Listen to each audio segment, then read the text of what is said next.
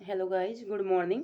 आज हम King Lear play पढ़ेंगे जो कि विलियम शेक्सपियर के द्वारा लिखा गया है, जिसकी पब्लिश डेट है 1608 और जिसकी रिटन डेट है 1605 से 1606, जो कि एक ट्रेजिक प्ले है, ट्रेजिडी जिसको कहते हैं। और इसमें जो कैरेक्टर्स हैं वो है किंग लियर। किंग लियर इसमें एक मेन कैरेक्टर है जिसको हम हीरो भी कह सकते हैं।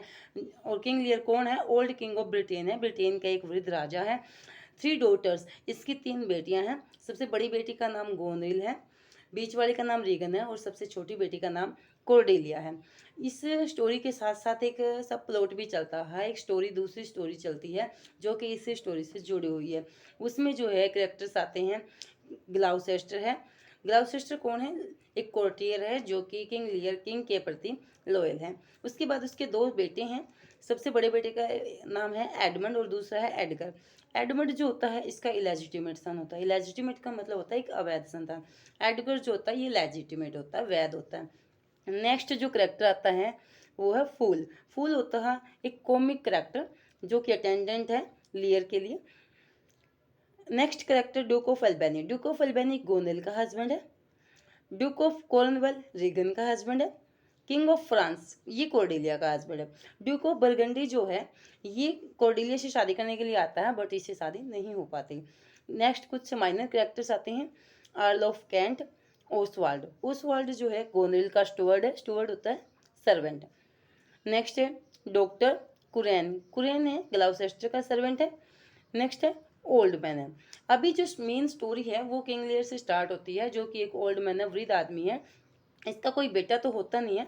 अब ये सोचता है कि मैं वृद्ध हो चुका हूँ, मुझे अपनी प्रॉपर्टी अपनी तीनों बेटियों में बांटनी है, लेकिन किस तरह से बांटनी है? बांटने से पहले ये कंडीशन रखता है, अपनी तीनों बेटियों से क्वेश्चन पूछता है कि कौन सी बेटी अपने फादर से कितना लव करती है। तो सबसे बड़ी बेटी की बारी आती है। इससे जब पूछा जाता है कि अपने फादर से कितना लव करती है, तो गोनरिल बोलती है कि मैं अपने फादर से इतना प्यार करती हूँ जितने आकाश में तारे हैं उससे भी कहीं ज़्यादा अपने फादर से लव करती हूँ। अब नेक्स्ट बारी आती है रीगन की। रीगन बोलती है कि समुद्र की जितनी गहराई है उससे भी कहीं ज़्यादा मैं अपने फादर से लव करती हूँ। अब ये दोनों तो ठहरे चापलूस। दोनों की दोनों जो है झूठ बोल देती हैं, दिखावे की बात करती है। और राजा इनकी बात से खुश हो जाता है। राजा जो है जज नहीं कर पाता, कहीं ना कहीं इसमें एक कमी रह जाती है, फ्ला ऑफ ट्रेजिक जजमेंट। यानी कि इसमें एक यही कमी थी किंग लियर में, ये समझ नहीं पाता कि दोनों के दोनों फ्लैटर है, चापलूस है। अब थर्ड नंबर आता है कोर्डेलिया का। कोर्डेलिया से जब पूछा जाता है कि वो अपने फादर से कितना लव करती है, तो कोर्डेलिया बोलती है कि मैं अपने फादर से सिर्फ उतना ही लव करती हूँ जितना एक बेटी अपने फादर से कर सकती है, ना तो मैं उससे कम लव करती ना ज़्यादा करती। राजा इस बात से क्रोधित हो जाता है और अपनी इस बेटी को कुछ भी नहीं देता, अपनी सारी की सारी प्रॉपर्टी गोनरिल और रीगन में बांट देता है। अब गोनरिल और रीगन ठहरी दोनों की दोनों चापलूस। ये राजा को कितने दिन तक रख सकती है? दोनों की दोनों कुछ टाइम के बाद में परेशान हो जाती है और ये राजा को अपने साथ रखने से मना कर देती है। ये अपने फादर को धोखा देती है और तब जाके किंग लियर को एहसास होता है कि तेरी बेटी कोर्डेलिया ही सही थी, उसने जो बोला था वो सच था और इन दोनों ने जो बोला था वो झूठ था। अब वो चाहता है कि मैं अपनी कोर्डेलिया बेटी को सब कुछ दूं, लेकिन अब ये कैसे दे सकता था क्योंकि सब कुछ तो ये पहले ही बांट चुका था। अब क्या होता है, ग्लाउसेस्टर हेल्प करता है। किसकी हेल्प करता है ग्लाउसेस्टर? किंग लियर की, क्योंकि ये लॉयल होता है इसके प्रति। इस बात का पता रीगन को चलता है कि ग्लाउसेस्टर किंग लियर की हेल्प करता है, तो रीगन क्या करती है, ग्लाउसेस्टर को ब्लाइंड करवाती है और इसको किंगडम से बाहर निकलवा देती है। ये जंगलों में चला जाता है। जब ग्लाउसेस्टर जंगलों में जाता है तो इसके साथ एक टॉम नाम का व्यक्ति भी चला जाता है, और वास्तव में वो कौन होता है? एडगर होता है, जो कि डिस्गाइज करके भेष बदल करके चला जाता है। उसके बाद क्या होता है, जब ये जंगलों में चला जाता है तो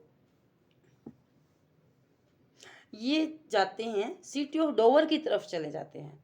ग्लाउसेस्टर सिटी ऑफ डोवर की तरफ चले जाते हैं और वहाँ जो है डोवर सिटी में जाकर के क्या देखते हैं कि वहाँ पे एक फ्रेंच आर्मी आई हुई है। फ्रेंच आर्मी अटैक करना चाहती है ब्रिटेन के ऊपर, और जो फ्रेंच आर्मी होती है उसको में जो हेड होता है, यानी कि कौन इसकी तरफ से युद्ध करता है, वो होती है कोर्डेलिया। कोर्डेलिया की तरफ से युद्ध होता है, वो अटैक करना चाहती है किसके ऊपर? वास्तव में वो गोनरिल और रीगन से अपने बाप का किंगडम वापस छुड़वाना चाहती थी, लेकिन होता क्या है, इनकी तरफ से एडमंड जो है युद्ध करता है, क्योंकि ये दोनों की दोनों जो होती है ना, ये एडमंड से लव करती है। और इनकी तरफ से जो सेनापति होता है युद्ध करने जाता है ब्रिटेन की तरफ से, वो एडमंड जाता है। फ्रांस की तरफ से कोर्डेलिया युद्ध करती है, और एडमंड और कोर्डेलिया के इस युद्ध में कोर्डेलिया को कैप्चर कर दिया जाता है, उसको बंदी बना लिया जाता है, प्रिजन में डाल दिया जाता है। अब दोनों के दोनों जो गोनरिल और रीगन होती है, ये क्या चाहती है कि ड्यूक ऑफ एल्बेनी को मार दे, क्योंकि कुछ कैरेक्टर इसमें पॉजिटिव कैरेक्टर होते हैं। ड्यूक ऑफ एल्बेनी एक अच्छा कैरेक्टर है। दोनों सिस्टर मिल करके इसको मारना चाहती हैं, बट ये इसको मार नहीं पाती। ग्लाउसेस्टर क्या करता है, सुसाइड करने की कोशिश करता है, लेकिन एडगर इसको बचा लेता है, सुसाइड नहीं करने देता।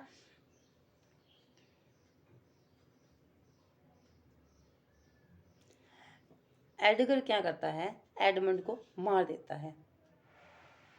लेकिन इसके मारने से पहले क्या होता है, गोनरिल रीगन को मार देती है। ये इसलिए मार देती है क्योंकि ये दोनों एडमंड को चाहती थी, और इस जेलेसी में गोनरिल रीगन को जहर दे देती है। इसको जहर तो दे देती है, उधर से एडगर एडमंड को मार देता है। एडमंड के गोनरिल के मरने के रीगन के मरने के बाद गोनरिल को ये लगता है कि जो तू कर रही है उस बात का पता अगर एल्बनी को लग गया तो वो क्या ही सोचेगा, इसलिए वो खुद भी जहर खा लेती है, सुसाइड कर लेती है।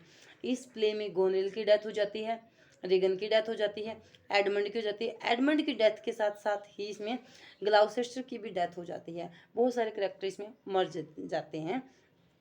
और उसके बाद क्या होता है, जो कि कोर्डेलिया को कैप्चर किया गया था, इसको भी मार दिया जाता है। इसके मरने के बाद जैसे ही कोर्डेलिया की मौत की खबर किंग लियर को लगती है, तो किंग लियर इस दुख में मर जाता है कि उसकी एक अच्छी बेटी की डेथ हो चुकी है, वो उसको बचा नहीं पाया। अब लास्ट में क्या होता है कि एल्बनी बच जाता है। एल्बनी के साथ में एक दो करेक्टर और है, एडगर है, ये बच जाता है।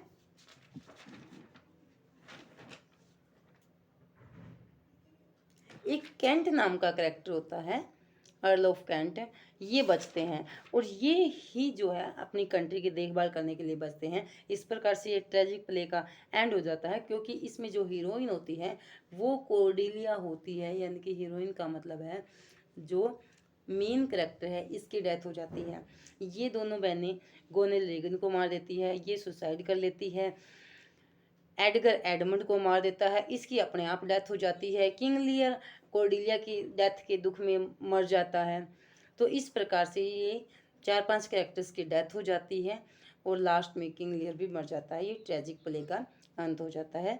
आपको ये स्टोरी समझ में आई हो, अच्छी लगी हो, तो मेरे चैनल को सब्सक्राइब करना, लाइक करना। नेक्स्ट वीडियो में हम विलियम शेक्सपियर का एक नेक्स्ट प्ले पढ़ेंगे, जो कि इसी की तरह एक ट्रेजिक प्ले रहेगा। हैमलेट प्ले जो है हम नेक्स्ट वीडियो में लेकर के आएंगे। तब तक के लिए थैंक्स।